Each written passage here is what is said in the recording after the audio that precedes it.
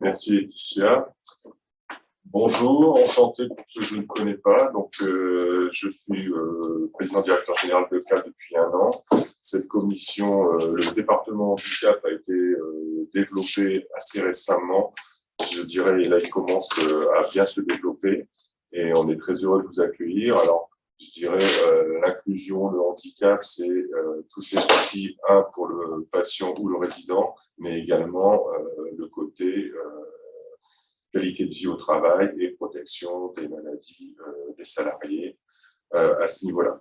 Donc, en fait, avec les intervenants, on verra un petit peu tout ce qui est la philosophie de cette commission, mais également, sachez que CAP, on référence beaucoup de matériel avec nos partenaires, Agavi qui fait aussi bien du domicile, du retour à domicile ou en établissement également, et il y aura des présentations sur ce nouveau matériel comme pour e-home qui permet d'offrir des nouvelles solutions de bien-être et de posture aussi bien pour les salariés que pour les résidents à ce niveau-là.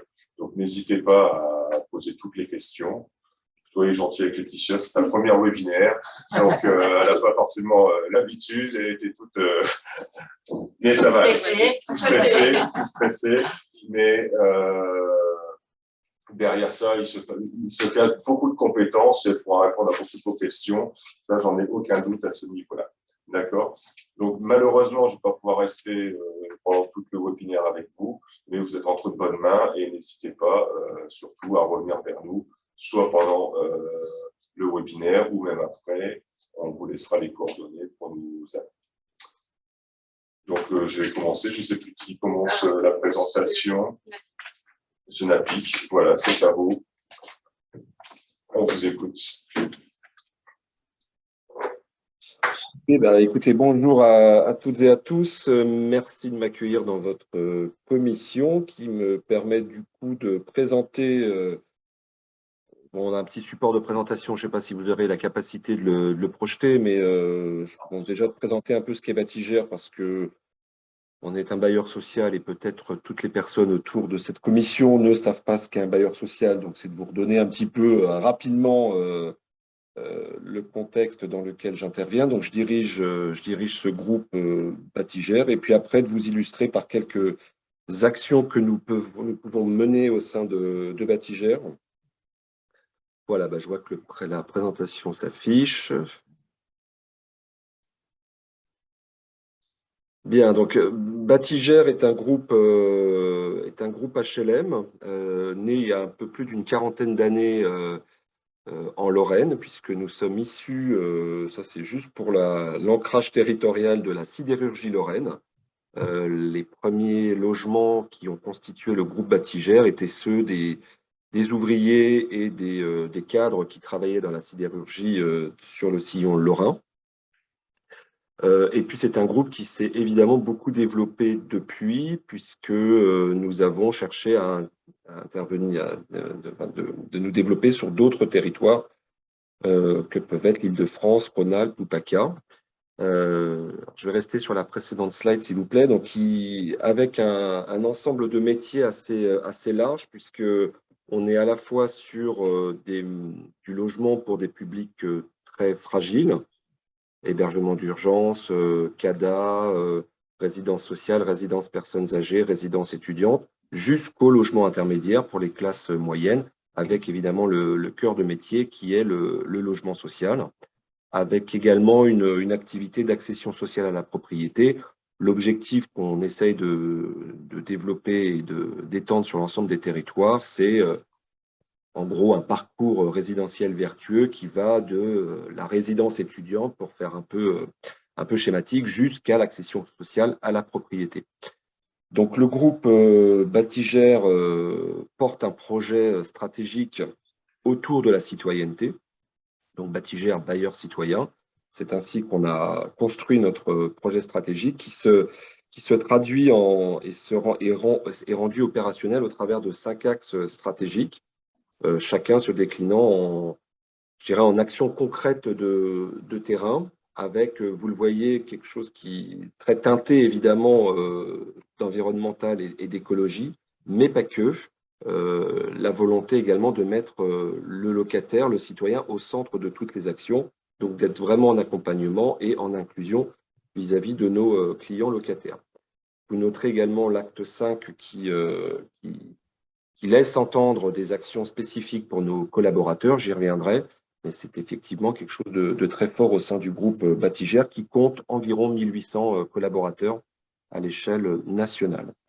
Donc, la slide suivante vous montre un petit peu la répartition géographique de notre patrimoine. Donc, ce sont 100 000 logements, donc c'est à peu près 300 000 personnes que nous logeons sur les territoires, avec une part significative sur l'Île-de-France, avec près de 50 000 logements, à peu près autant sur le territoire du Grand Est, et puis des territoires qui sont plutôt en développement sur Auvergne-Rhône-Alpes, et PACA qui est tout récemment développé, puisque ça fait 3 ans que nous investissons ce territoire où les besoins également sont très importants. Donc, pour parler de l'inclusion, voilà, c'est quelques focus que je souhaite faire. Tout d'abord, par rapport à notre métier, donc évidemment, un bailleur social construit des logements, puis les gère. C'est un peu schématique, mais enfin, c'est quand même le cœur de notre activité. Et fort de notre expérience d'une quarantaine d'années dans ce métier, on a pu rédiger des cahiers, de recommandations pour nos équipes de maîtrise d'œuvre, d'architectes qui nous accompagnent pour construire et concevoir nos immeubles. Et dans ce référentiel, on a évidemment tout un chapitre sur le maintien à domicile, soit lié à des questions liées à l'âge, parce qu'évidemment, nous avons vocation à maintenir le plus longtemps possible nos locataires dans leur logement, mais également lié à l'handicap. Il y a une petite illustration qui suivra tout à l'heure qui vous montrera par des exemples de ce qu'on est capable de faire. Autre action sur l'inclusion, c'est le trait social. Donc, là aussi, c'est quelque chose de très fort pour le groupe Batigère. Par rapport à d'autres bailleurs sociaux, on est très lié au monde associatif. On a, depuis l'origine du groupe, à côté de nous, une association qui s'appelle l'AMI, qui compte à peu près 400 collaborateurs et collaboratrices. Des gens qui, à la fois, gèrent des résidences, qu'elles soient sociales, personnes âgées ou centres d'hébergement d'urgence, mais également des travailleurs sociaux qui vont être dans l'accompagnement au plus proche de nos publics, notamment les plus fragiles, potentiellement ceux qui sont liés à des problématiques d'handicap ou de vieillesse, mais pas que, là aussi, toutes les fragilités de femmes seules, isolées, de personnes qui sont à la marge de la société, et donc ces travailleurs sociaux qui les accompagnent pour les aider dans le parcours complexe dans lequel ils peuvent être. Enfin, on a également développé depuis 3 ans maintenant une démarche spécifiquement pour nos publics les plus âgés, qu'on a appelé Bien vieillir chez Batigère.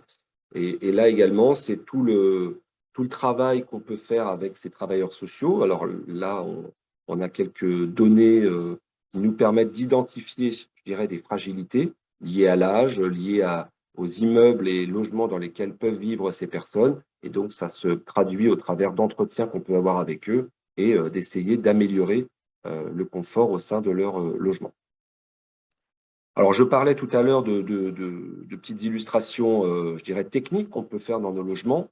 Depuis peu, on a intégré dans nos cahiers de recommandations à la conception ce qu'on appelle le design pour tous. Donc, c'est travailler un peu sur des équipements dans le logement ou dans les extérieurs également, c'est-à-dire dans les parties communes, qui ne soient pas stigmatisantes, mais qui permettent évidemment le maintien dans le logement. Donc, par exemple, pour les salles de bain, nous, on est quand même sur du logement social qui se veut, entre guillemets, universel, qui est aussi une étape dans un parcours résidentiel. Donc, il doit pouvoir, je dirais, être relogé facilement une fois que celui-ci se libère. Or, aujourd'hui, quand même, l'équipement qui permet le maintien à domicile des personnes présentant des handicaps est souvent assez stigmatisant. Et donc, il y a des recherches qui ont été poussées pour des équipements qui le soient moins. On a, par exemple, juste pour le citer, des porte-savons qui vont être anti-chute, qui ne sont pas la barre qu'on trouve dans le secteur hospitalier et donc qui ne connectent pas le logement qu'on peut mettre à disposition de nos locataires. Alors, sur la slide suivante, également en interne, une démarche importante que nous menons. Tout d'abord, on est le seul bailleur à avoir la double labellisation égalité et diversité. On avait commencé tout d'abord à travailler sur la question de l'égalité homme-femme, et assez naturellement, nous sommes venus à prétendre au label diversité. Alors, on n'est pas évidemment exemplaire sur tous les sujets de discrimination, ils sont nombreux, mais on progresse. Ça fait que 4 ans que nous sommes labellisés diversité. Mais la question évidemment du handicap fait partie des sujets qu'on traitait déjà avant même d'être labellisés et qui nous permet de poursuivre dans le cadre de cette labellisation. On organise très régulièrement, enfin tous les ans en tous les cas, ce qu'on appelle le duodet, que vous devez connaître, qui permet à des personnes présentant une situation de handicap de venir dans nos bureaux et de partager en binôme avec un collaborateur de Batigère une journée. C'est très vertueux pour nos équipes, pour aussi casser les stéréotypes du handicap en se disant que c'est plutôt une force dans l'entreprise plutôt qu'un problème. Et donc, c'est toujours des journées qui sont pleines d'énergie et qui sont très appréciées de nos collaborateurs et évidemment des personnes en situation de handicap qui peuvent venir nous rencontrer. Enfin, nous avons tout un réseau en société de référents dédiés au sujet du handicap, qui là aussi permet de sensibiliser, acculturer, d'aider nos collaborateurs qui peuvent avoir une problématique de handicap, mais qui n'osent peut-être pas le dire, qui n'osent pas faire les démarches auprès de l'employeur, d'avoir, je dirais, une écoute bienveillante et plus simple que la hiérarchie pour en parler et d'aménager, si nécessaire, le poste de travail. Voilà pour notre politique RH.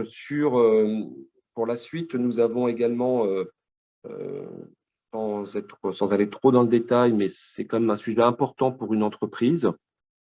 Un bailleur social est, je dirais, par essence, une entreprise à mission, puisque nous avons une mission d'intérêt général. Donc, nous avons une mission, je dirais, sociétale très, très, très forte. Néanmoins, on a décidé de se transformer en entreprise à mission. Alors, c'est très vertueux en interne pour amener les collaborateurs, les collaboratrices sur un cap, sur une direction qu'on souhaite donner. C'est statutaire, donc ça s'inscrit quand même dans les statuts de l'entreprise, donc c'est très engageant. Et ça se décline en objectifs opérationnels qui eux-mêmes sont statutaires. Et ces objectifs, on retrouvera dedans des actions qui relèvent de notre démarche vis-à-vis des publics en situation de handicap, tant en interne qu'en externe. Voilà, j'ai essayé d'être court.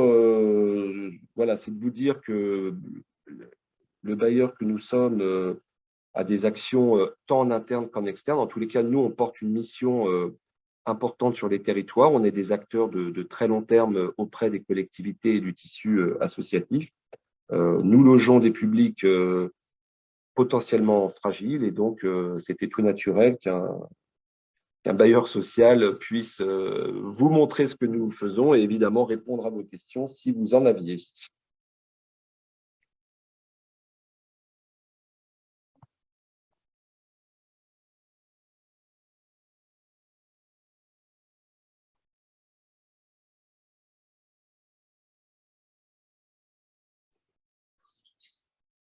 Merci beaucoup pour cette présentation, je dirais très claire et très synthétique, qui n'est pas forcément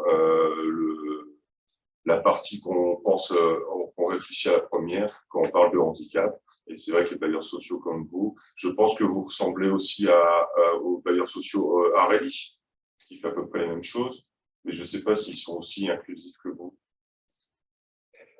Alors, probablement. De toute façon, vous savez, quand on est à loger 300 000 personnes, évidemment, la question du handicap se pose. Je pense que les bailleurs sociaux sont des partenaires quand même des politiques locales de l'habitat, au sens très large.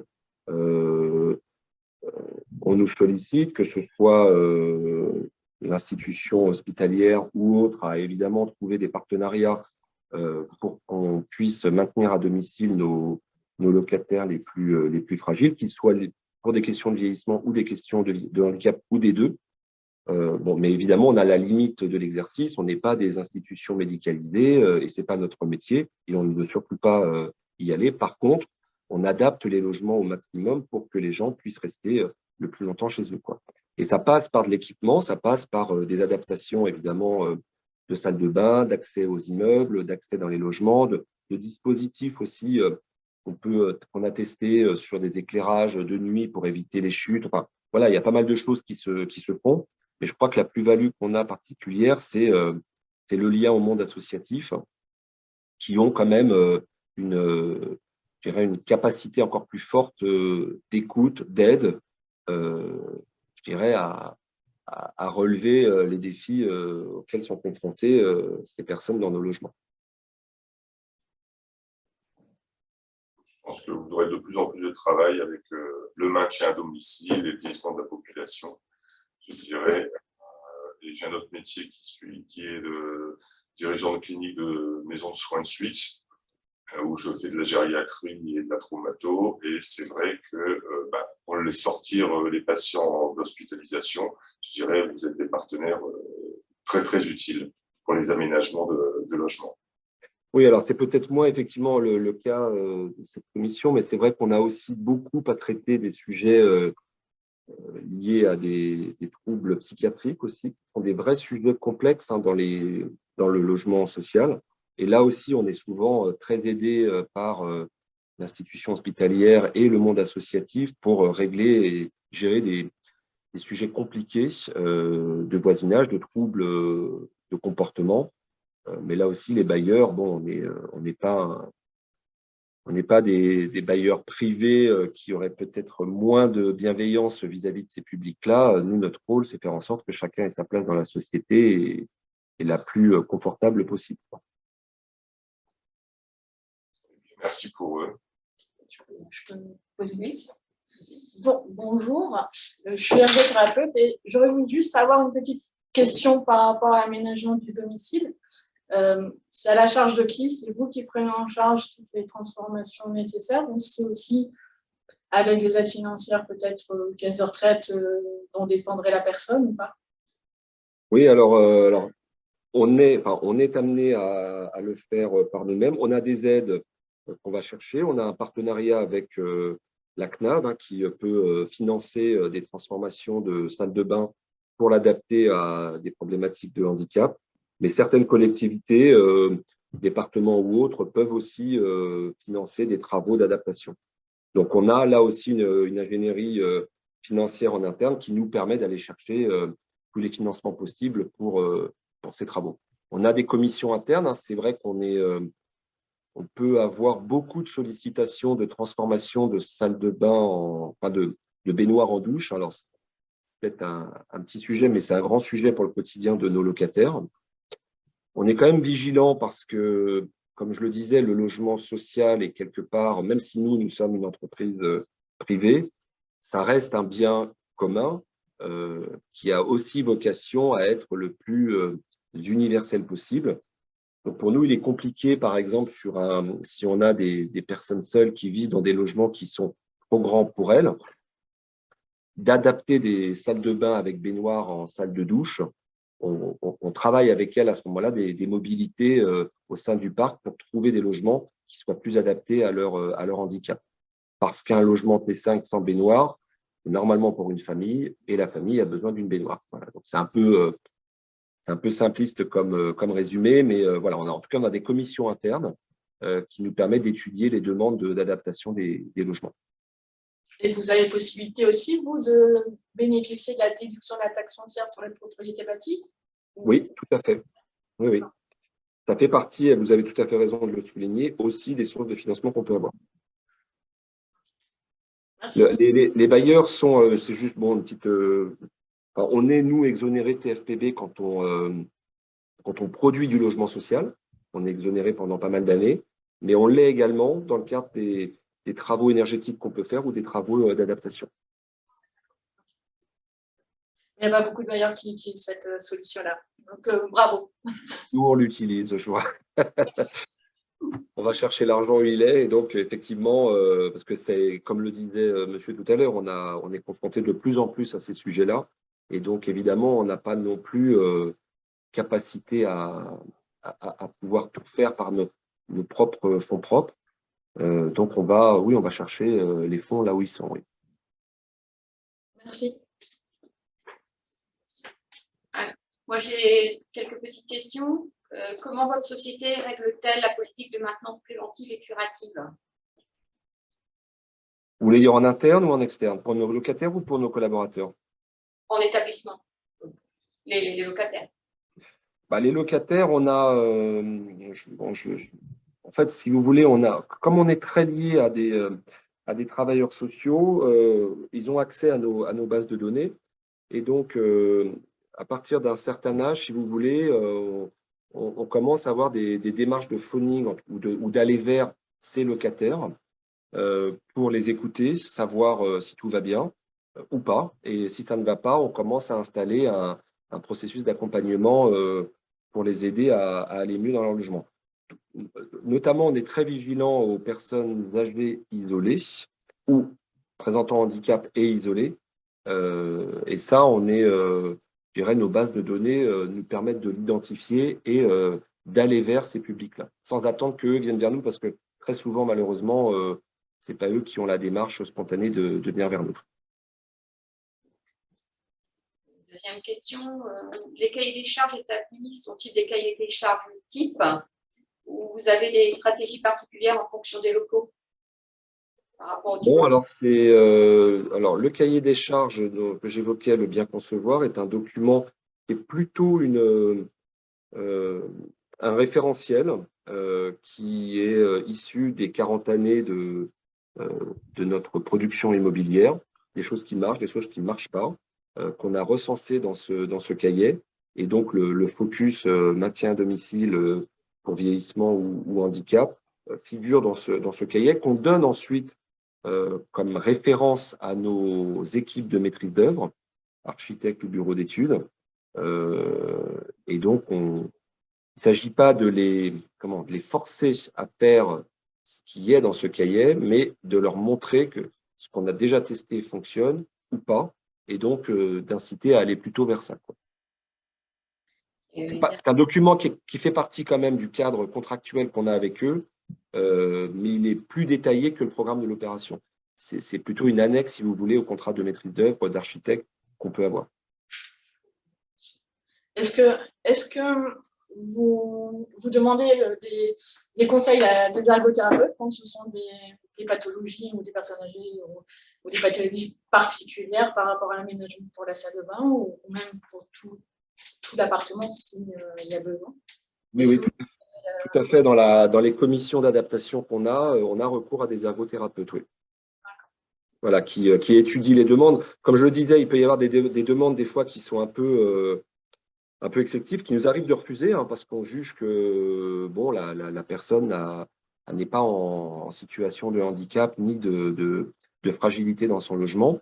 Donc, cette commission voilà, argumente, étudie le dossier et on a recours à des ergothérapeutes pour décider ou pas de la transformation et de l'adaptation du logement. On préfère quand même, alors c'est un sujet assez général au sein des bailleurs sociaux et on n'échappe pas à la règle. La difficulté qu'on a aujourd'hui, c'est qu'on a produit beaucoup de logements qui sont potentiellement adaptés à des personnes présentant des fragilités ou des problématiques de mobilité.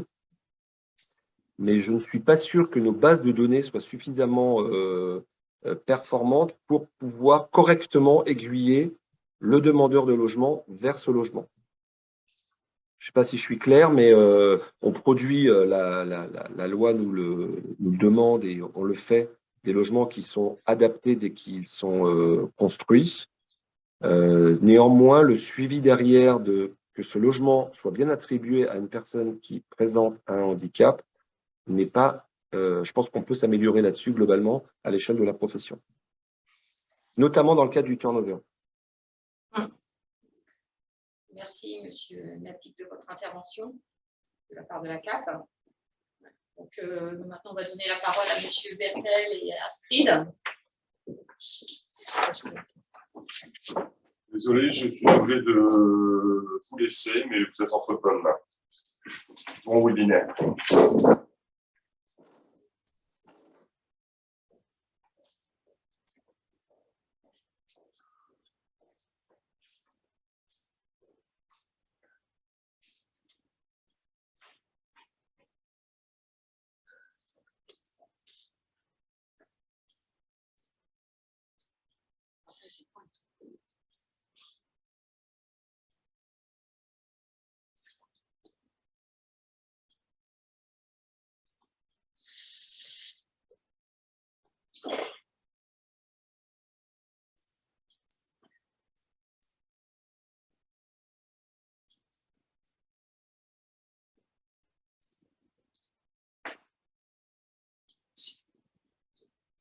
C'est bon, vous voyez bien tous la présentation sur l'écran? Ok. Alors, je me présente, Yann Bertel, je suis directeur de l'association Acadie, qui est un partenaire de CAP depuis un moment, en particulier avec le service handicap, sur des actions spécifiques, comme les audits d'activité ou d'autres activités. Et historiquement, on est une association qui travaille beaucoup sur les problématiques de maintien à domicile et d'aménagement du domicile auprès de personnes souffrant de handicap, auprès de personnes âgées en situation de perte d'autonomie. Là, on va vous présenter plus particulièrement donc la problématique du retour à domicile après hospitalisation, une problématique où on a tendance à intervenir régulièrement. Pour refaire la situation générale, il y a actuellement 6,8 millions de personnes qui ont plus de 75 ans en France. Il faut savoir que les problématiques pour les personnes âgées souvent ont tendance à se relever quand même assez tard désormais. Une personne sur 5 en hospitalisation concerne une personne âgée de plus de 75 ans.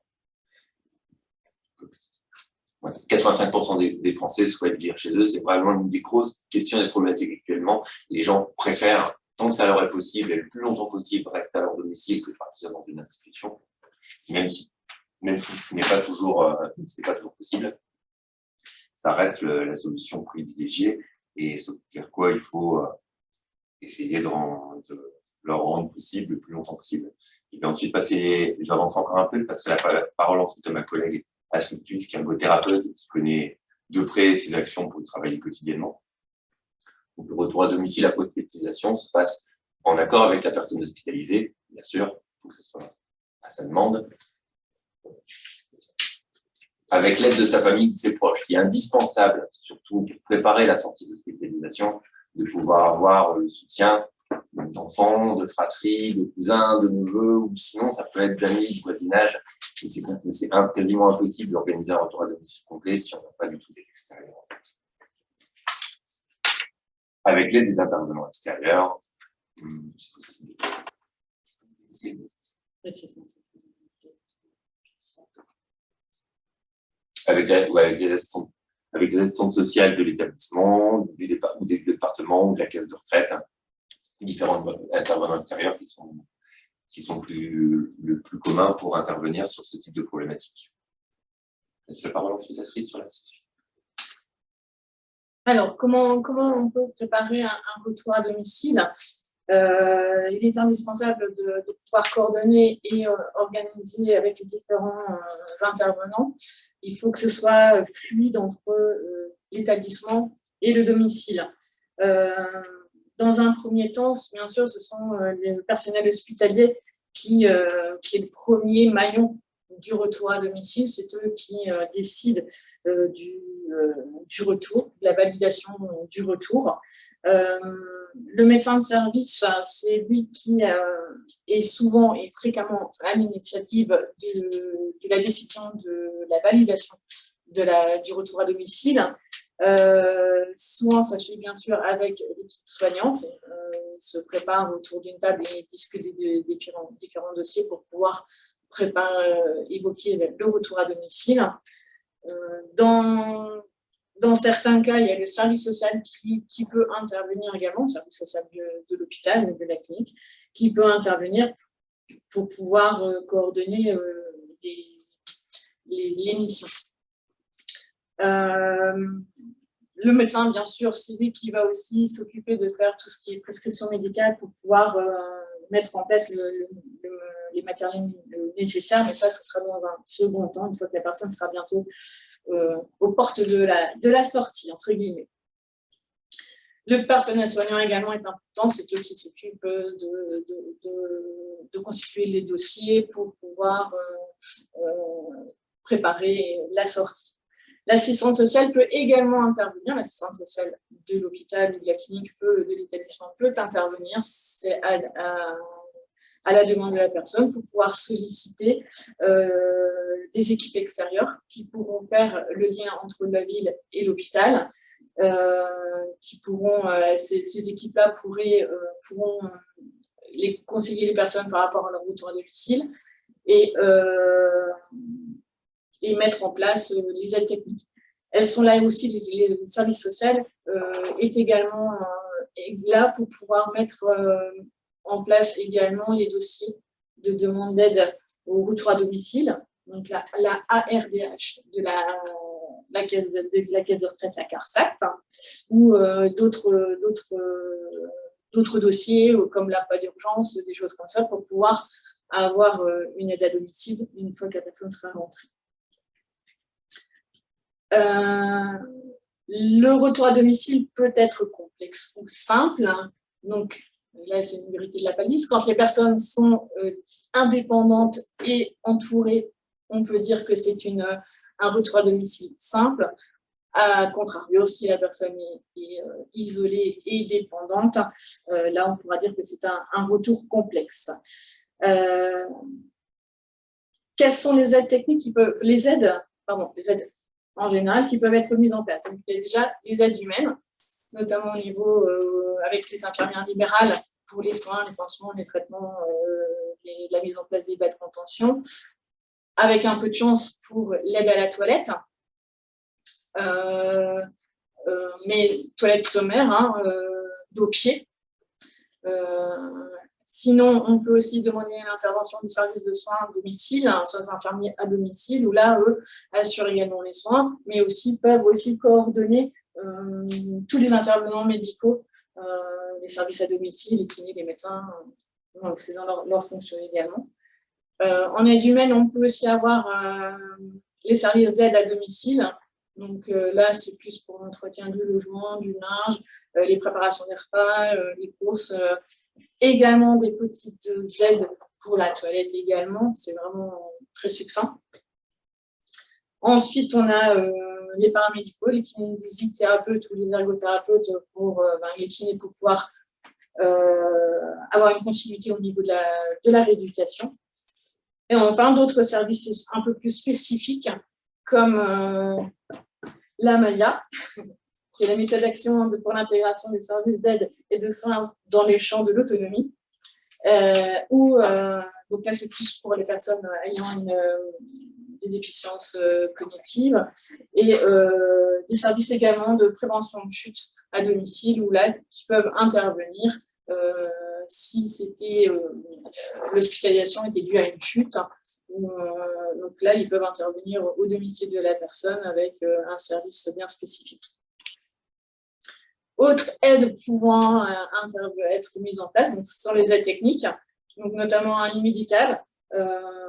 Souvent, il est conseillé de mettre ce type de matériel quand la personne ne peut pas monter, par exemple la chambre est à l'étage, donc mettre un lit médical en bas, pour pouvoir également aussi faciliter les transferts, puisqu'il peut être à hauteur variable, donc ça pourrait être plus simple pour faire les transferts. On a aussi la table de lit pour pouvoir son matériel, ces petites choses à disposition et à portée de main.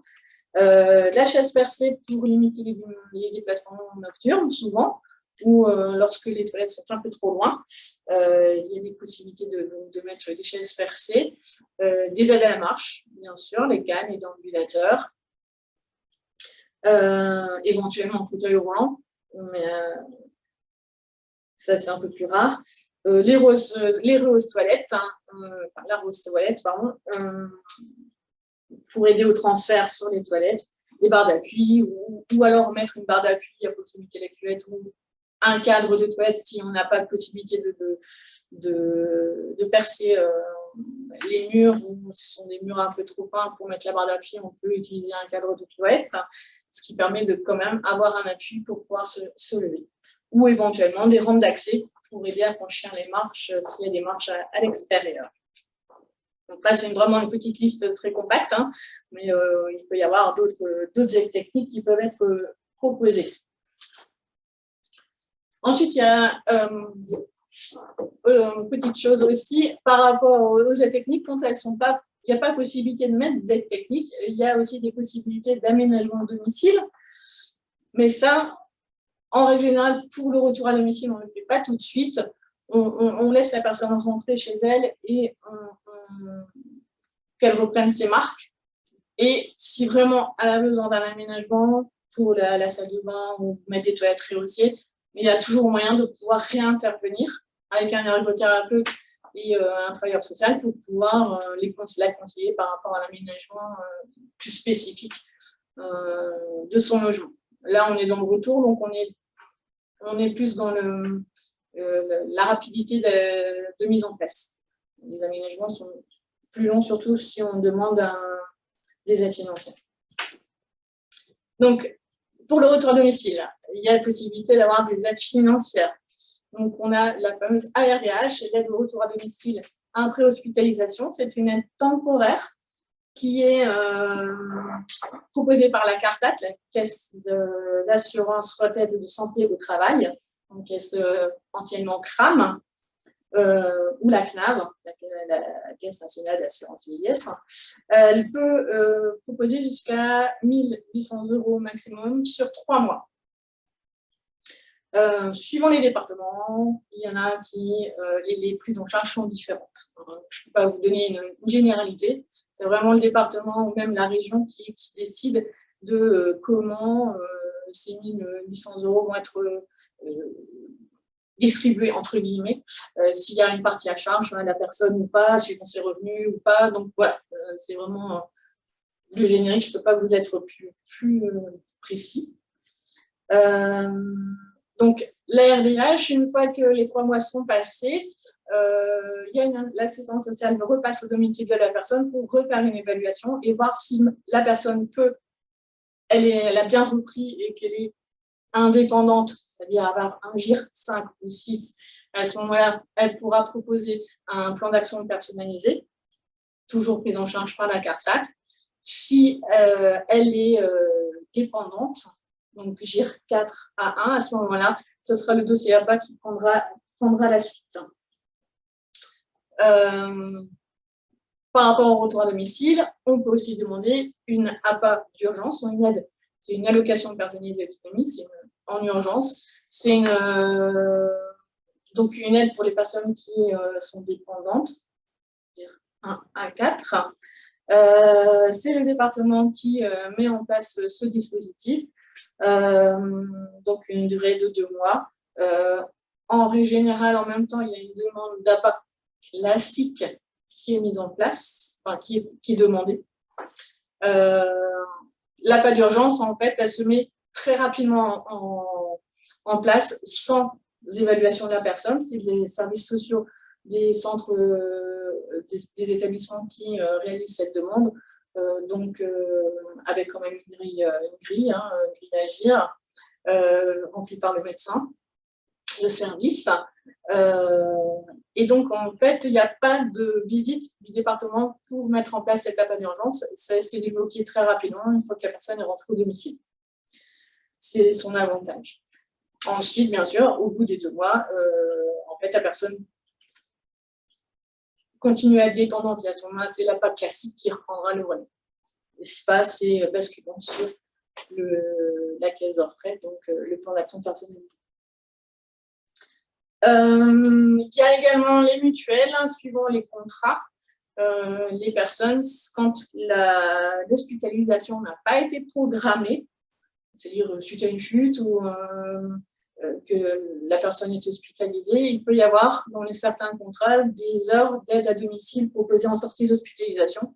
Là aussi, ça dépend du contrat. Souvent, c'est 10 heures sur 15 jours d'aide pour pour juste de l'aide à domicile, c'est-à-dire aide au ménage, au repas et éventuellement aux courses. C'est pas beaucoup, mais ça a quand même le mérite d'exister. Je vais vous présenter notre action, notre façon de faire par rapport au retour à domicile. Donc, on travaille bien souvent en collaboration avec les services sociaux de 2 cliniques. Dans le Nord, on est basé donc, autour de Lille. Donc, c'est une action très, très ciblée, on va dire, au niveau du territoire. Donc, les services sociaux nous sollicitent pour préparer, pour envisager un retour à domicile. Donc, on se déplace souvent en binôme, assistante sociale et ergothérapeute. On va dans l'établissement, on rencontre les services sociaux qui nous appellent le signalement pour pouvoir évaluer les difficultés déjà de la personne, ce qu'elle a comme, pourquoi elle était hospitalisée, si elle a de la rééducation en ergothérapie ou en kinésithérapie, comment elle fait déjà pour faire ses transferts. Enfin, voilà, vraiment, on fait le point sur la situation de la personne pour pouvoir avoir déjà une idée de la personne qu'on va voir. Ensuite, une fois qu'on a récupéré tous ces éléments-là, on va voir la personne. On demande à ce qu'il y ait un référent présent. Donc, on va l'avoir à son chevet dans sa chambre pour rediscuter de comment elle peut voir son retour à domicile, comment elle l'avait envisagé, et de pouvoir déjà essayer de mettre en place des choses. Pourquoi on va voir le service social aussi avant? C'est parce qu'en fait, on s'est rendu compte qu'on était souvent les personnes qui allaient pouvoir dire oui ou non pour le retour à domicile, entre guillemets. Et donc, il y a certaines personnes qui disaient oui à tout. Alors que le service social, juste avant, nous avait dit cette dame, elle est compliquée, elle refuse tout. Donc, il faut vraiment savoir faire la part des choses entre ce que la personne sait encore faire et ce qu'elle dit pouvoir faire. Donc, on rediscute de tout ça. On revoit avec elle si, éventuellement, enfin, lit médical, voilà, on essaye de voir avec elle, on essaye de la convaincre, mais de toute façon, ça fait qu'il y aura toujours le dernier mot. Hein. On n'est pas non plus là pour les obliger. Et une fois qu'on a donc vu cette personne, on va au domicile avec le référent, toujours, pour voir, effectivement, pour que l'ergothérapeute puisse voir effectivement comment est le domicile et voir s'il y a besoin d'aménagement, quelles techniques pourraient être mises en place, qu'est-ce qu'il faudrait modifier dans la cuisine, par exemple, mettre le micro-ondes plutôt sur la table plutôt que sur un plan de travail trop haut pour pouvoir faciliter la prise de repas chaud en fait, directement du micro-ondes sur la table. Voilà, il y a des petites choses comme ça qui pourraient être mises en place et donc on voit le domicile, c'est pour ça qu'on revoit le domicile pour voir comment ça peut se mettre en place. Une fois ces 2 visites faites, on fait un compte rendu technique et social qui sera donc qui reprendra tous les éléments qu'on aura discutés tant à l'hôpital, dans l'établissement qu'au domicile, et on envoie ça à la personne, à son référent qui nous a ouvert la porte, et à l'assistante sociale qui nous a fait le signalement. Donc, ce compte-rendu reprend donc, les besoins en humains, dans la technique ou administrative. Le travailleur social voit aussi tout ce qui est ouverture de droits, s'il y a besoin d'une carte mobilité inclusion ou pas. Voilà, on essaye de voir, on balaye toute la panoplie. Et bien sûr, on travaille également en relation avec le service social, hein, bien sûr, qui, lui, s'occupera de faire les demandes de la RDH ou d'appât d'urgence. Une fois que... Donc après, c'est là où le médecin peut intervenir pour faire les prescriptions médicales pour le matériel, s'il y a du matériel qui est remboursé ou on voit aussi avec le référent, s'il y a besoin d'aide technique, on peut lui conseiller telle ou telle aide technique. Nous, à Akavi, on est aussi une équipe d'évaluation, je ne sais plus, éclat. Et une équipe, je ne sais plus ce que ça veut dire, j'ai perdu mon nom. Oui. Ah bah non. On a un grand blanc là.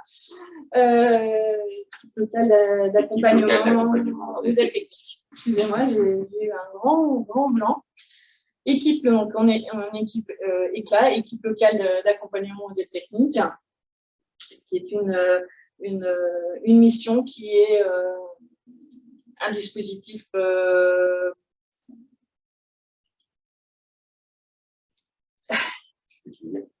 expérimental, voilà. Je perds mes mots. Un dispositif expérimental qui a été lancé par la CNSA pour une durée de 2 ans, où on accompagne les personnes sans critères de ressources sur l'achat, le conseil d'une aide technique ou de plusieurs aides techniques. Voilà, donc on peut aussi dans ce cadre-là intervenir pour le conseil en aide technique. Excusez-moi, j'ai eu un grand blanc. Laetitia, il n'y a pas que toi. Je suis aussi. Et c'est également là où on peut aussi... donc, une fois que la personne est retournée chez elle, on fait un suivi une semaine après pour voir si les préconisations qui ont été proposées ont été mises en place, si elles ont besoin d'être remises, être modifiées, augmentées ou diminuées. Et c'est là aussi où on peut lui proposer d'intervenir pour le conseil par rapport à son aménagement de domicile, si ça avait été discuté en amont. Donc ça, c'est un exemple de retour à domicile que nous, on pratique à l'association. Comme je vous ai dit, on est vraiment centré sur la métropole européenne de Lille. Donc, pour certains, j'ai vu Palavas-les-Flots, ça va être un peu compliqué pour nous d'aller jusque là-bas. Mais il y a d'autres exemples, il y a d'autres possibilités, notamment au niveau de la caisse de retraite, la CARSAT et la CNAV. Ils ont mis en place le système Prado, qui au départ était un système qui était vraiment ciblé sur les personnes cardiaques et les personnes qui avaient des problèmes de BPCO, de bronchite pneumopathique chronique obstructive. Et maintenant, ça s'est étendu à plus largement au niveau de la maternité également, pour les personnes âgées de plus de 75 ans. Donc, c'est un dispositif qui est accessible suivant certains critères. Il y a un conseiller, le service social, en fait, contacte un conseiller de l'assurance maladie pour qu'il puisse être entré dans le Prado, entre guillemets. Cette personne va voir la personne hospitalisée et lui demande si elle veut bien entrer dans le système. Ça fait très Matrix, ça. Pour pouvoir l'accompagner dans son retour à domicile. Donc, c'est l'accompagnement fait à peu près 1 mois. Donc, il a été mis, le médecin traitant, une fois que la personne a accepté de bénéficier du système Prado, le médecin traitant en fait est contacté par le service social, le conseiller social, pour l'informer que le système Prado est mis en place. Pour la première semaine, il a été entendu avec le médecin traitant qu'il y aurait une première visite à la sortie d'hospitalisation pour mettre en place, pour faire les prescriptions et voir ce qui sera mis en place par rapport aussi aux aides humaines et au matériel. Une semaine après, il y a une seconde visite qui est aussi programmée avec le médecin traitant toujours et éventuellement avec, si besoin, la visite d'une infirmière, s'il y a des soins infirmiers à mettre en place. S'il y a besoin, à ce moment-là, la deuxième visite se fait aussi également avec le service infirmier. Le conseiller aussi peut aussi solliciter les services qui étaient déjà mis en place avant l'hospitalisation, les services d'aide à domicile ou les SIAD, comme vous avez parlé tout à l'heure. Et remettre en place également les portages de repas s'il y avait besoin, s'il y avait déjà, ou les mettre en place s'il y en a besoin. Lors de la sortie, il y a un livret qui a été complété par le service hospitalier qui est remis à la personne pour pouvoir avoir un lien entre la ville et l'hôpital. Et donc, c'est le médecin traitant qui, après, continue à remplir ce livret. Donc, voilà, ça, c'est plus national. Donc, peut-être que par chez vous, vous pourrez peut-être pouvoir solliciter ce système-là. Je vous remercie de votre écoute et je reste à disposition par rapport aux questions. Merci Yann, merci la collègue.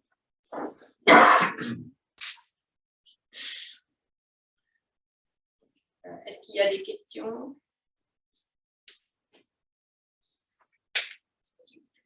Donc, Madame de Certaines et Monsieur Chess, c'est à vous. Je vous écoute.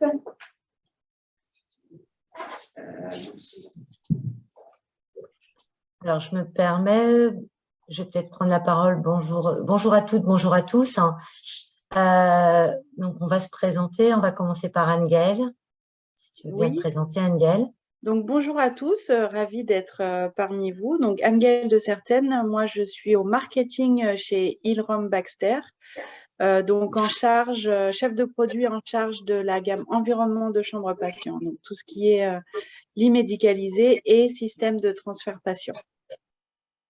Merci. Jérémy? Oui, bonjour tout le monde. Également ravi d'être parmi vous. Jérémy Chaise. Je suis responsable commercial pour toute la partie donc SPH, donc transfert patient, la personne au sol et au plafond. Voilà, sur le secteur centre-ouest. Merci. Donc, je vais me présenter. Donc, Gilda Garel, donc je suis la directrice de la BU, de la division solutions de transfert pour le groupe Hill-Rom Baxter. Et nous sommes très, très heureux d'être avec vous aujourd'hui et de partager en fait contre notre expérience et notre expertise auprès de cette commission. Je ne sais pas si Laetitia, vous pouvez partager notre présentation. Merci. Donc, vous pouvez passer à la slide suivante. Merci beaucoup. L'enjeu, effectivement, c'est parler de la qualité de vie au travail. On va, Anne-Gaëlle et Jérémy vont vous présenter cela. En revanche, donc, je voulais quand même nous présenter qui sommes-nous, Hill-Rom Baxter. Donc, nous sommes une société américaine où on conçoit et on fabrique l'ensemble de notre portfolio. Nous sommes sur 3 axes d'environnement. Donc, un axe qui est l'environnement, tout ce qui est le bloc opératoire. L'axe également, l'environnement, tout ce qui est chambre patient, donc avec lit et l'environnement de la chambre, mobilier, matelas et solutions de transfert. Et puis aussi tout ce qui est diagnostic et signes vitaux. Slide suivante. Donc là, c'est plus un focus aujourd'hui sur tout ce qui est le transfert. Donc nous, notre usine se situe en Suède à Luleå depuis 1979. Et là, tout est conçu et fabriqué pour tout ce qui est les solutions de transfert, qui soient passives, actives, ou solutions mobiles, ou solutions qu'on verra par la suite de rails plafonniers. Et notre cœur de métier, c'est vraiment d'être au plus près des utilisateurs, donc qui sont les personnels soignants, et également, bien sûr, les patients et les résidents. Donc, pour cela, on a un petit film qui dure peu de temps, qu'on aimerait bien partager avec vous. Merci. Pardon, Judas. Merci. Merci, Jean-François. It's what we work towards. A promise to live for. A reason to keep going.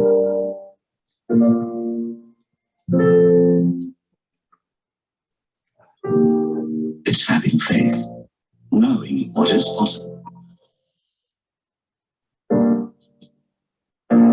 To rise to the occasion. Exceed expectations and heal what was once broken.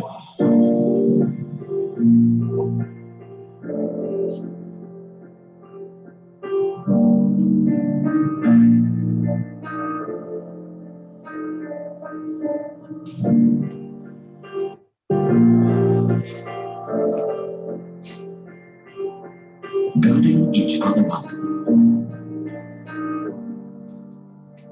bringing back wonder and dignity.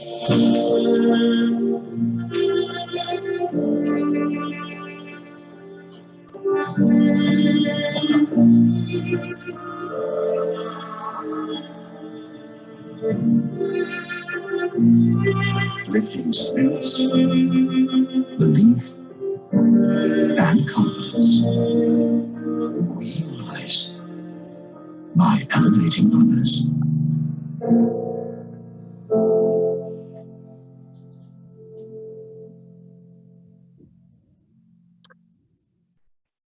Merci.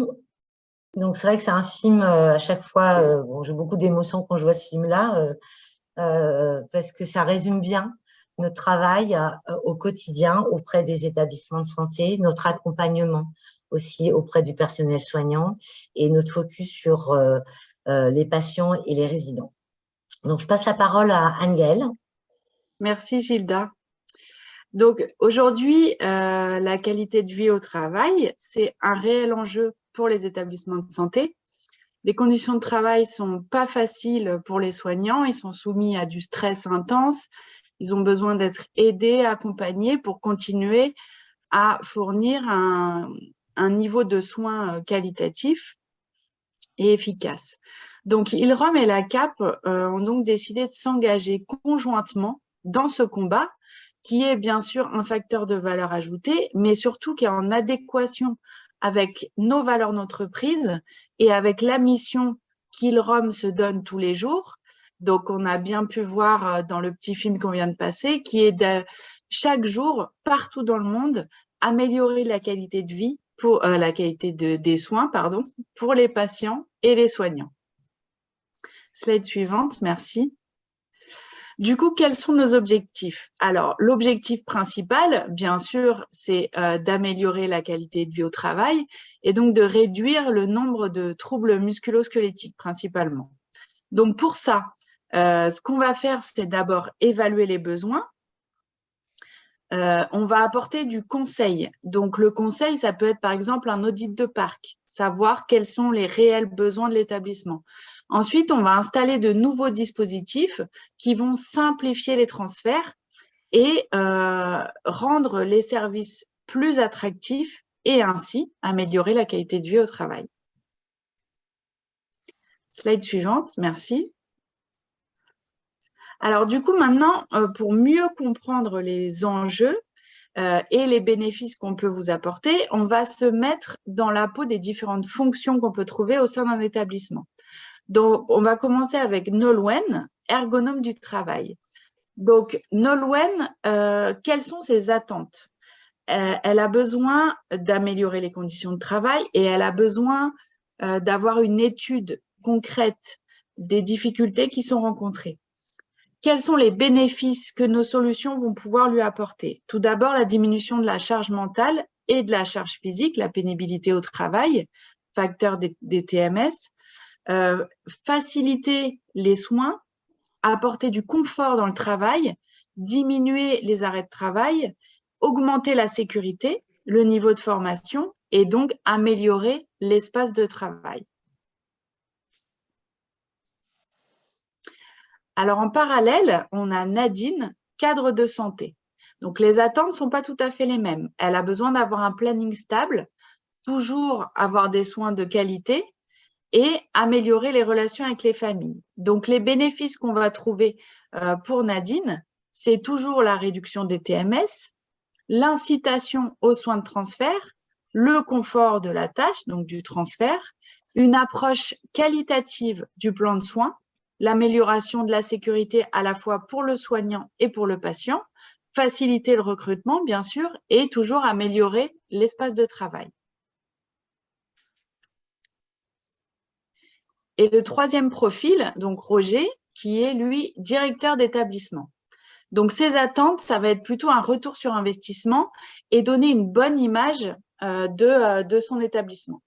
Donc, les bénéfices, là, ça va être une attractivité, un maintien de la ressource humaine, une autonomie dans le travail, de la productivité, donc une efficience opérationnelle, toujours diminuer les arrêts de travail, améliorer bien sûr les rapports avec l'équipe soignante, donner une bonne ambiance de travail au sein de l'établissement, sécuriser et rendre la mobilisation plus confortable, que ce soit pour le soignant et pour le patient, et améliorer les relations avec les différentes organisations institutionnelles, on en reparlera un petit peu plus tard, la CARSAT, les ARS ou les syndicats.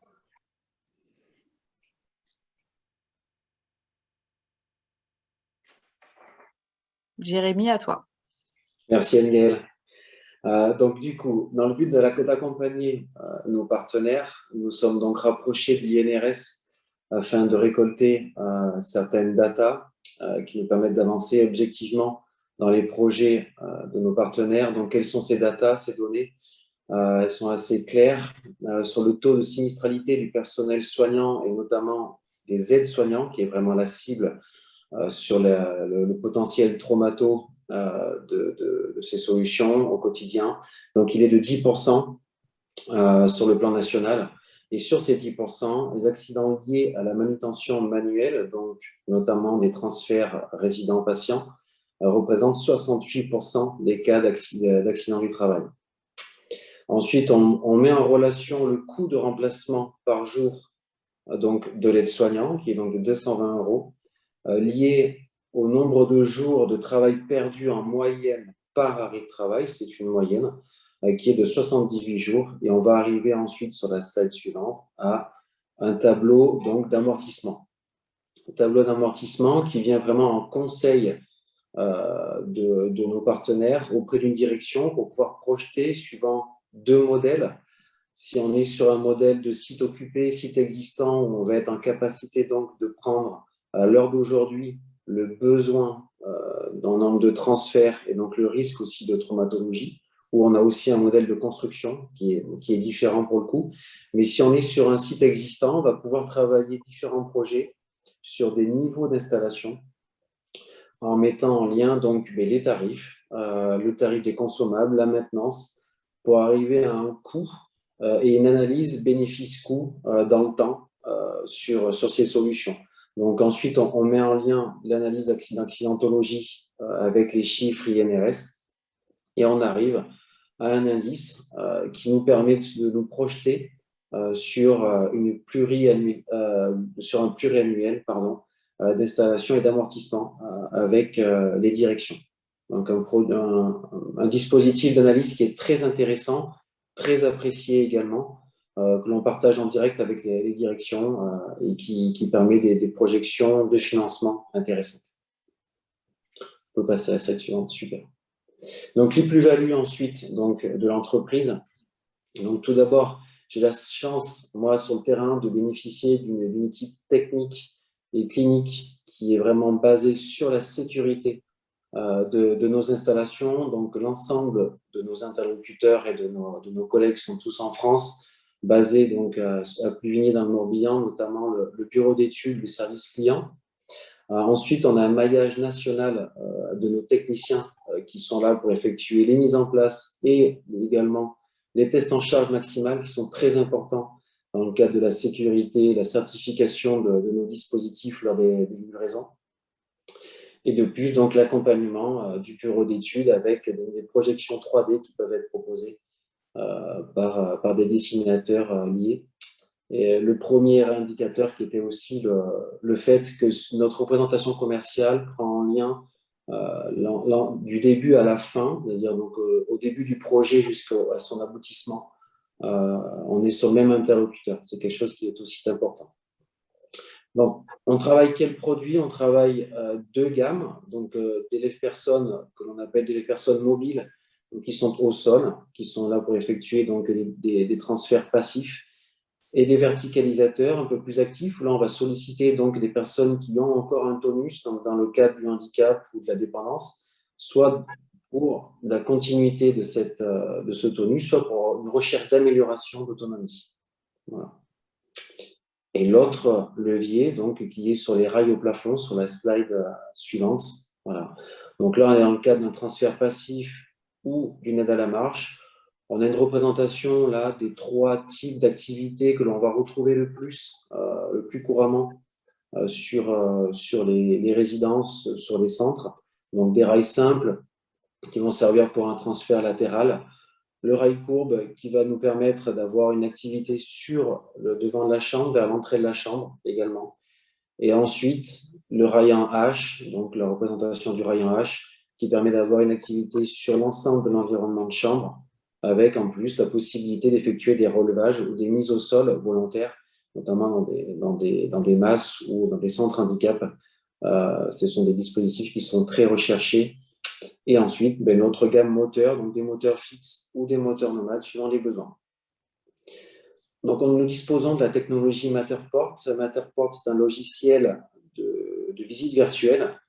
Donc, dans un premier temps, lors d'une visite commerciale, alors que ce soit avec des aides-soignants, ergothérapeutes, ergonomes, cadres de santé, direction d'établissement, acheteurs ou autres, on va être en mesure de projeter la visite virtuelle de notre showroom, notre centre excellence qui est basé à Pluvigné dans le Morbihan, et donc de suivre le parcours de soins que l'on peut rencontrer, notamment avec nos dispositifs donc de transfert patient, résident, et en dévoilant également nos techniques d'accroche, en étant dans la totale transparence et d'amener un visuel surtout sur ces dispositions-là.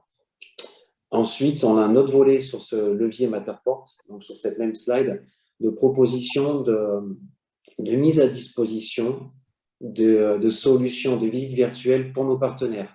Donc, on va faire un relevé d'un environnement de chambre ou d'espace de vie aux besoins.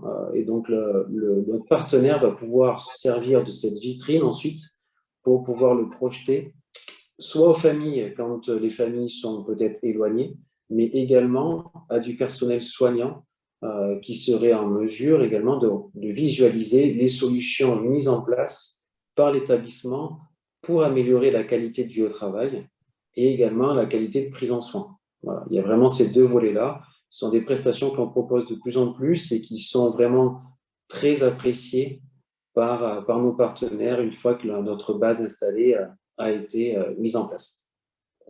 Voilà. Et donc, quels sont les financements à l'heure d'aujourd'hui?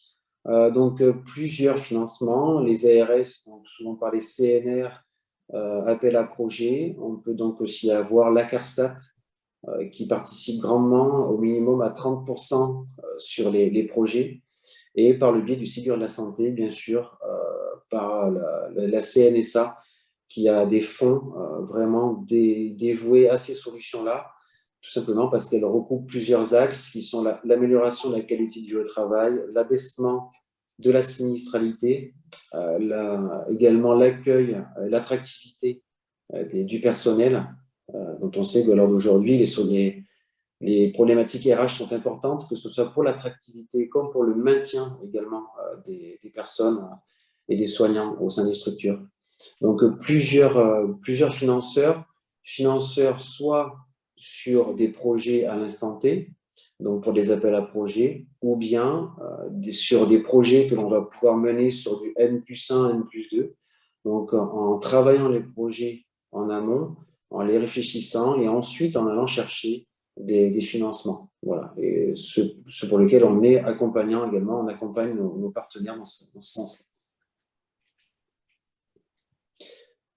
Et maintenant, au besoin, merci de votre écoute et place aux questions s'il y en a. Merci Jérémy, merci Engel. Nous sommes à votre écoute, effectivement, si vous avez des questions sur ce que nous apportons auprès des établissements de santé sur la qualité de vie au travail. Merci déjà de votre intervention. Avec plaisir. Question, avez-vous des données concrètes sur la réduction des accidents de travail et maladies professionnelles chez les collaborateurs? Oui. Enfin, Jérémy, je te laisse. Tu peux parler de ton expérience de terrain directement, si tu veux. Bien sûr. Alors, on a des retours dans ce sens-là. On est en train de mener aussi des études de terrain avec des sites partenaires dans ce sens, avec des études. L'INRS, clairement, nous a indiqué que l'on pouvait partir sur du 25% au minimum, grand minimum, d'abaissement de la sinistralité, en sachant qu'une donnée objective se situe plus aux alentours des 50%. Avez-vous des données sur les enquêtes de satisfaction patient? Alors, des données, pour l'instant, en France, nous n'en avons pas. On en a au Canada sur des données qui ont été très objectives sur des installations portées. On a vraiment l'ensemble des indicateurs qui partent vers des données qui sont vers l'avancée des soins, notamment de la prise en soin. On va pouvoir effectuer plus de prise en soin, de meilleure qualité, dans un plus grand nombre, donc, et également pour le personnel soignant, l'amélioration de la qualité de votre travail qui a été réellement visualisée sur une étude qui date d'il y a 10 ans là-bas. Mais comme je vous dis, on est en cours là, de réalisation avec un partenaire, donc le CHU de Poitiers pour le nommer, sur une grande base installée, une étude avant-après installation et à plus 6 mois également sur divers critères objectifs d'amélioration. Y a-t-il une stratégie particulière pour prévenir les récurrences de panne pour les moteurs? Alors, dans ce sens, on a un service maintenance qui nous est propre en interne, qui propose des contrats de maintenance. Nous pouvons aussi former des techniciens sur place sur les différents sites. Toutefois, lors de chaque formation, donc en post-installation, ma partie incombe vraiment sur la partie formation soignant. On délivre évidemment plusieurs conseils pour améliorer la durabilité de nos produits techniques qui sont assez simples à suivre finalement au quotidien et donc sur la formation aussi des techniciens. Merci beaucoup de votre intervention. Est-ce que vous avez des formations, vous faites des formations sur l'utilisation du matériel aux soignants ou pour pouvoir l'utiliser correctement et à bon escient? Évidemment. Après chaque mise en place ou chaque livraison, même des dispositifs mobiles, donc tout à l'heure on parlait de l'Efperson, des verticalisateurs.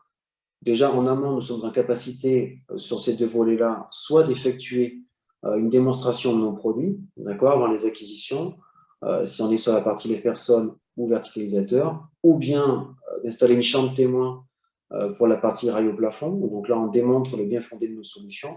Une fois que celles-là, bien sûr, ont été acquises, forcément, il y a une formation auprès du personnel soignant qui, suivant le cadre, peut être reproduit à plusieurs reprises, auprès aussi d'une équipe de nuit. Donc, bien sûr, c'est un biais évident. S'il n'y a pas de formation, nous ne pouvons pas avoir l'impact recherché lors de l'étude. Donc, bien sûr, il y a formation soignant qui est plus qu'importante, bien sûr. Et vous savez si le pourcentage de soignants qui l'utilisent ou qui n'utiliseraient pas ce type de matériel et pourquoi? Alors là, on va rentrer un peu plus dans le domaine technique à ce moment-là. Dans le cas de figure où le tableau que l'on a vu tout à l'heure, le ROI, a été fondé sur des données objectives, que l'on a donc travaillé ensuite de manière cohérente avec le GNP présent ou le niveau de handicap présent, d'accord? On a derrière un résultat qui nous détermine un nombre de motorisations sur notre parc de rails, d'accord? Si nous avons un nombre de moteurs suffisant, à ce moment-là, le personnel soignant, étant donné qu'il va avoir le dispositif soit dans la pièce ou dans la chambre à sa disposition, que ce soit pour effectuer un transfert, un soin ou un relevage au sol, nécessairement, il va s'en servir. Voilà. Toutefois, si la motorisation n'est pas présente, soit parce qu'elle est en sous-nombre, soit parce qu'elle se situe avec un dispositif nomade, qui n'est pas forcément toujours approprié suivant le niveau de handicap, à ce moment-là, on peut avoir un défaut d'utilisation, mais qui est plutôt dû à un manque, enfin à un défaut de base d'intérêt, de sélection, de motorisation. Si le dispositif est à disposition, le personnel s'en sert nécessairement. J'en suis le premier témoin à chacune des formations. À chaque fois que je m'installe dans le harnais, donc pour que tout le monde manipule bien un résident dans un harnais, tout de suite, on voit dans le regard, dans l'expression du personnel, tout ce que ces solutions-là vont apporter en plus sur la qualité de vie au travail lors de leur pratique quotidienne. Ok, merci. Merci.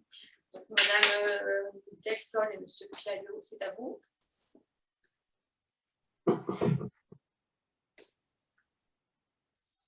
Bonjour. Bonjour. Bonjour. Madame Delsol, donc c'est Société d'Iméo. Je vais pas, c'est pas moi qui vais intervenir longtemps, mais je vais vous présenter un petit peu la société. Nous sommes distributeurs, effectivement, la société d'Iméo, distributeur sur le plan national, sur certaines gammes, effectivement, de produits et uniquement sur le marché de la collectivité. Donc, cliniques, hôpitaux.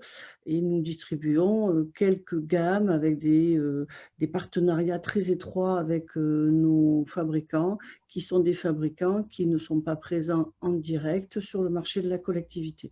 C'est pour ça que nous avons un travail très étroit et nous avons cette distribution nationale par rapport à ça, donc avec une présence sur les sites et toute une prestation qui est autour. Sur ce jour, le sujet étant l'handicap, la prévention ESCAR, donc c'est notre partenaire effectivement Système qui va intervenir avec donc Vincent Pialot qui va prendre effectivement le relais derrière moi, qui est là, qui est donc chargé de communication chez Système, qui va vous faire une petite présentation effectivement sur le sujet de l'handicap et la prévention ESCAR, avec la prévention ESCAR. Vincent, je vais te laisser. Bonjour à tous, donc je vais me présenter à mon tour. Je suis Vincent Pialot, donc je suis en charge de la communication chez Système. Et aujourd'hui, nous allons voir ensemble le travail que nous avons effectué pour vous apporter des solutions produits qui prennent en compte les différents aspects de la RSE. Donc je vais débuter par les bénéfices institutionnels, puis après décliner plus précisément, plus spécifiquement les bénéfices sociaux, environnementaux et économiques des produits qu'on vous propose. Et dans un deuxième temps, je vous présenterai deux produits que nous avons sélectionnés, deux produits innovants. Et là, j'aborderai les bénéfices pour les patients et les bénéfices pour les soignants de ces dispositifs. Donc pour débuter, je vais aborder les éléments qui permettent d'apporter des bénéfices institutionnels. Donc nous avons voulu effectuer un travail que je qualifierais de holistique sur la RSE, un travail global sur l'ensemble des éléments qui composent la RSE. L'objectif étant de vous permettre de progresser sur l'ensemble des items en même temps, si j'ose dire, d'éviter les phénomènes de vases communicants qui, lorsqu'on progresse par exemple sur un aspect environnemental, on a de nouvelles contraintes ou de nouvelles difficultés, par exemple sur l'économique. Donc on a voulu avoir une possibilité de progression globale sur l'ensemble des éléments, du moins c'est l'ambition que nous avons. Donc dans un premier temps, premier élément je crois d'importance, c'est que les produits que nous proposons, ils peuvent être utilisés dans l'ensemble des établissements, dans l'ensemble des services, dans l'ensemble des chambres de vos établissements. Certes, aujourd'hui, la thématique est orientée plutôt vers les patients handicap, mais on peut déployer, on peut généraliser ces dispositifs, ils seront parfaitement pertinents et leur efficacité est utile pour chaque patient dans un objectif de prévention d'ESCAR. Donc ça permet d'avoir une stratégie d'homogénéisation des dispositifs utilisés et donc, par conséquent, de faciliter la gestion de stock également. Autre importance, autre conséquence positive de l'homogénéisation, c'est l'harmonisation des pratiques. Et donc, ça va permettre de limiter aussi le temps de formation des équipes ou éventuellement de le reproduire plus facilement. Donc ça, c'est le premier point. Ensuite, deuxième élément d'importance, c'est l'efficacité des dispositifs qui va contribuer à une amélioration de la prise en charge des patients. Et donc, ça va conduire déjà dans un premier temps à valoriser le travail des équipes, mais ça permet également de réduire le temps d'hospitalisation et donc d'optimiser l'utilisation des lits. Ça permet également d'assurer un retour plus rapide, plus rassurant des patients au domicile. Donc ça, c'est les bénéfices institutionnels globaux. Maintenant, je vais rentrer plus précisément dans les bénéfices sociaux, plus spécifiquement dans ce domaine-là, où on va mettre en avant l'amélioration de la prise en charge, de la prévention de la pathologie ESCAR, qui va permettre de redonner du sens, de valoriser les équipes, des dispositifs aussi qui permettent d'être facilement identifiables et sur lesquels on peut indiquer, vous avez un exemple sur le visuel, des étiquettes où on va pouvoir renseigner très facilement la date de mise en place, le sens d'utilisation. On peut évidemment compléter avec des fiches pédagogiques. L'objectif, c'est de mettre à disposition tous les éléments pour rassurer sur les bonnes pratiques dans vos établissements. La simplification des achats que j'abordais tout à l'heure, ça permet aussi une meilleure compréhension de la part de toutes les équipes et ça diminue le stress lié à une méconnaissance ou à une incompréhension dans l'utilisation des dispositifs. Deuxième item, les bénéfices environnementaux. Donc là, il y a un élément qui est, je crois, d'importance, c'est la localisation de la production. Nous sommes fabricants français, donc on est localisé dans le sud-ouest, plus précisément à Villeneuve-sur-Lot, pour ceux qui connaissent. Et donc ça va permettre de favoriser les circuits courts, sourcer des produits qui sont à proximité. Donc ça permet aussi d'optimiser les ressources, limiter les transports, et ça va aussi limiter les problèmes qu'on peut avoir d'approvisionnement, sujet très prégnant, très présent par les temps qui courent. Deuxième élément d'importance dans le domaine environnemental, l'efficacité des dispositifs de prévention qui va permettre d'améliorer ou de diminuer la consommation d'autres dispositifs médicaux. Je pense notamment aux pansements, en particulier dans le domaine de la prévention ESCAR. Troisième point, c'est la durabilité des produits. C'est vrai que on a des qualités de matériaux, des densités de matière, des grammages de housse qui sont conçus pour vos établissements et pour être utilisés dans la durée, donc éviter les renouvellements successifs et les problématiques qui vont avec. Maintenant, je vais aborder les bénéfices économiques. Alors déjà, en premier lieu, avec une petite présentation, un petit rappel des différents chiffres qu'on peut avoir, qu'on peut trouver sur l'impact de la pathologie ESCAR en France. Donc deux éléments qu'on peut ressortir, c'est la durée moyenne pour qu'une ESCAR cicatrise de 3 à 5 mois et le coût d'hospitalisation qu'elle peut engendrer, 15 000 € pour une ESCAR constituée de stade 4, donc c'est particulièrement significatif. L'objectif que nous poursuivons, c'est d'avoir des produits qui soient au rendez-vous de l'efficacité et qui permettent d'être largement accessibles, largement distribués, largement présents pour justement diminuer au maximum l'impact que l'on a pu voir sur le visuel d'avant. Des produits sont conçus aussi pour être réutilisables dans chaque service au-delà d'une considération exclusive. J'en ai parlé tout à l'heure. Et il y a la possibilité d'avoir des protocoles d'entretien afin de maintenir le plus longtemps possible le service médical rendu aux patients. Maintenant, je vais aborder donc les besoins des patients. Donc les dispositifs, quel est le besoin pour les patients. Donc il y a un élément qui est fondamental, c'est évidemment favoriser le maintien ou tout du moins le retour à l'autonomie du patient, tout en préservant son intégrité physiologique. Donc on va essayer de faire progresser le patient dans ce domaine-là. Et on peut cibler 2 produits qui sont dans l'environnement de la chambre, qui sont certainement les plus importants dans la prévention de l'ESCAR, puisque ce sont les produits qui sont directement au contact des patients, à savoir le matelas et le coussin d'assise. Et donc, pour rappel, l'ESCAR est une plaie de pression. Et donc, c'est ces 2 produits qui vont être au contact direct des patients et permettent d'être efficaces, mais aussi confortables. Évidemment, c'est un élément très important dans l'acceptation et dans la mise en place de ces dispositifs. Du côté des soignants, évidemment, on va retrouver les problématiques d'entretien, donc qui faciliter l'entretien avec des housses renforcées qui sont conçues spécifiquement pour les environnements exigeants. L'amélioration de la prestation, l'amélioration du service médical rendu qui va permettre de limiter les gains de temps techniques.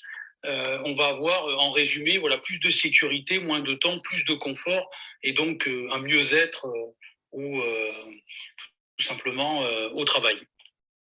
Les solutions innovantes que nous voulions vous présenter aujourd'hui, donc nous avons à gauche le coussin Viscoflex Plus, qui est un coussin d'assise. et à droite le matelas Polystrate, qui est un matelas de prévention accrue de la pathologie escarre. Donc, dans un premier temps, je vais partir sur le coussin Viscoplus. Donc, c'est un coussin qui a la particularité d'être bimatière. Donc, il y a deux matières, comme son l'indique, un squelette que vous pouvez deviner en mousse blanche, qui est une mousse ressort ou une mousse haute résilience, son terme technique, qui va permettre de répartir la pression comme on le souhaite. Donc, vous voyez, il y a des petites des radios de pression où on peut voir la répartition du poids en fonction des patients. Et donc, on voit rapidement entre le coussin classique et le coussin Viscoflex Plus qu'on arrive à faire supporter davantage de poids sur des zones où il n'y a pas de risque et améliorer la décharge au niveau du sacrum et des ischions, là où est le risque escarre. Donc ça, on améliore entre 25 et 30% en fonction du poids du patient la préservation de ces zones à risque. Deuxième élément d'importance sur ce dispositif, cette mousse ressort va permettre une rétroversion au niveau du bassin et de créer comme une butée intérieure, donc limiter le glissement sur l'avant progressif qu'on constate bien souvent chez les patients au fil de la journée. Et donc, ça va, encore une fois, créer une butée intérieure pour limiter, voire éviter ce phénomène de glissement progressif. Donc, voilà pour le coussin Viscoplus qui est livré en établissement avec une housse spécifiquement développée avec un grammage qui va permettre de satisfaire les exigences d'un environnement hospitalier. Le matelas anti-escarre que je voulais vous présenter, donc le matelas Polystrate, sa particularité, c'est la nature de la mousse qu'on utilise. C'est une mousse haute élasticité. Sa particularité, c'est qu'elle a d'excellents résultats en termes de répartition de pression et donc un niveau d'efficacité qui est le plus important dans les matelas statiques. Mais c'est un matelas aussi qui va avoir un effet rebond, un effet qui va permettre de favoriser la mobilité et l'autonomie du patient et de faciliter également son relevage. Important également, c'est un matelas qui dispose d'un insert anatomique au niveau de la zone sacrée, tout simplement pour pouvoir accompagner le patient efficacement quand on remonte le relève-buste ou quand on met le lit en position plicature. Donc après, également livré spécifiquement dans les établissements avec une housse adaptée pour les environnements exigeants. Voilà un schéma qui est intéressant pour rappeler les bénéfices économiques qu'on peut avoir avec ce dispositif matelas Polystrate. Vous avez bien souvent, on constate que dans les établissements, on utilise soit des matelas cliniques, donc sans indication thérapeutique, et quand il y a un souci ou une problématique escarre, on va directement vers des matelas air, le plus souvent en location. Donc là, la stratégie, c'est de monter en gamme sur de la prévention avec le plus haut niveau d'efficacité sur un matelas statique et donc mécaniquement de diminuer l'utilisation des dispositifs à air, donc de retrouver un certain équilibre dans ce sens-là. Et donc, ça permet d'avoir des résultats intéressants. Vous voyez, il y a deux échelles, l'échelle en termes de coût et l'échelle en termes d'efficacité. Donc, ça permet d'améliorer la prise en charge du patient.